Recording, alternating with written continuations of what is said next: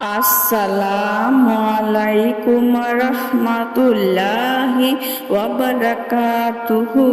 সুপ্রিয় সম্মানিত দর্শক ও শ্রোতা, আশা করি মহান রব্বুল আলামিনের দয়ায় আপনারা সকলেই ভালো আছেন।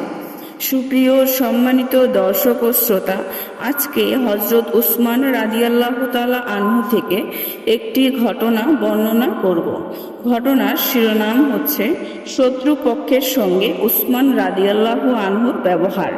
সুপ্রিয় সম্মানিত দর্শক ও শ্রোতা, আপনাদের নিকট অনুরোধ থাকবে ঘটনাটি শেষ পর্যন্ত শোনার। আমিরুল মুমিনিন হজরত উসমান রাদিয়াল্লাহু আনহুকে চারিদিক থেকে অবরোধ করতে পারলেও অবরোধ করতে পারেনি তার ঈমানকে। কেউ তার দৃঢ় মনোবলকে দুর্বল করতে পারেনি। অবরোধের এক পর্যায়ে উসমান রাদিয়াল্লাহু আনহু ঘরে তাকে হত্যার উদ্দেশ্যে দুজন লোক প্রবেশ করল। প্রথমজন ছিল বনু লাইসের। সে যখন উসমান রাদিয়াল্লাহু আনহুকে হত্যা করতে অগ্রসর হলো, তখন উসমান রাদিয়াল্লাহু আনহু তাকে জিজ্ঞেস করলেন, তুমি কোন গোত্রের লোক? সে বলল, লাইসি গোত্রের।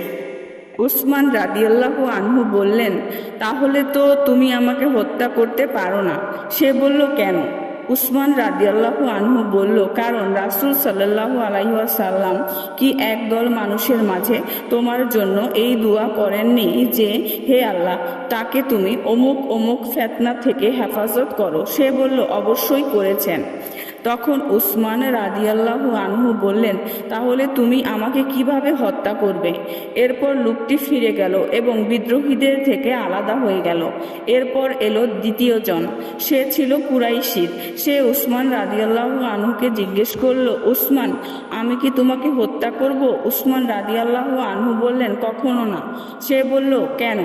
তখন উসমান রাদিয়াল্লাহু আনহু বললেন, কারণ রাসূল সাল্লাল্লাহু আলাইহি ওয়াসাল্লাম তোমার জন্য অমুক অমুক জায়গায় ক্ষমা চেয়েছেন, সুতরাং তুমি হারামভাবে রক্তপাতের সাথে জড়িও না।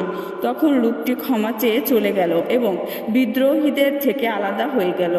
সুপ্রিয় সম্মানিত দর্শক ও শ্রোতা, আজকের ঘটনাটি এই পর্যন্তই। ঘটনাটি যদি ভালো লেগে থাকে অবশ্যই চ্যানেলটি সাবস্ক্রাইব করবেন, লাইক করবেন, কমেন্ট করবেন এবং বেশি বেশি শেয়ার করে দিবেন।